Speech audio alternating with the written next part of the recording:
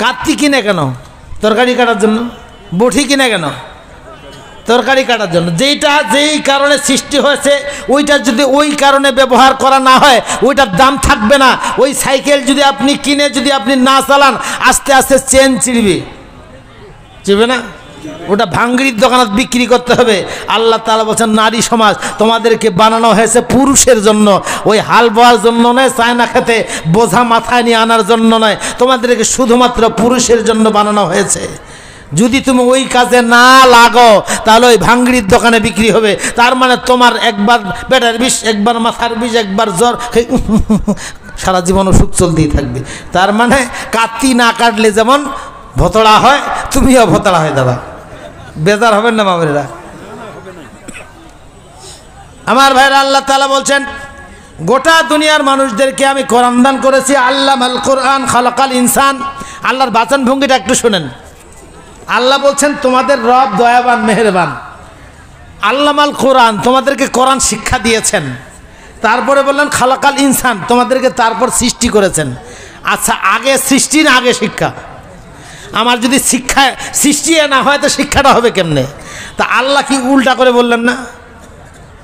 হ্যাঁ না কিছু কেন কেছে বাবা কি থেকে কি বলবো? আল্লাহ বলছেন আগে শিখাইলাম তারপর বানাইলাম।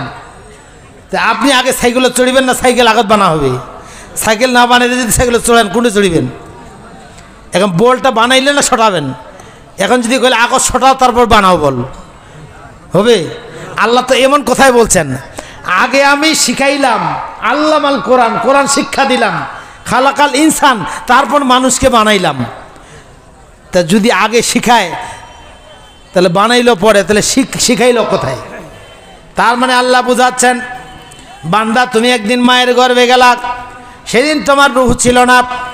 আমি সর্বপ্রথম ওই গোস্তের টুকরাটা যখন রূহ দিব, রূহ দেওয়ার আগেই তোমার কান আমি বানিয়েছি। ইন্না সামা সর্বপ্রথম ওই মানব হাত পা নাক কান যাহা কিছু বানায় মগজ সব কিছু বানানোর আগে সর্বপ্রথম আল্লাহ বলছেন আমি আগে কান বানিয়েছি। সুবহানাল্লাহ। কান বানিয়েছে তখন রূহ দেই নাই, মানে রূহ দেওয়ার সঙ্গে সঙ্গে এক সেকেন্ড যেন বাকি না থাকে কান দিয়ে শোনা। তার মানে ওই আগত আউলেট খুলে দিয়েছেন আপনি, তারপর মোটর স্টার্ট দিয়েছেন যেন 1 ইঞ্চি পানি যেন অন্যদিকে না যায়, ডাইরেক্ট যেন খুঁটু বাড়িতে চলে যায়। কথাটা বোঝা গেছে?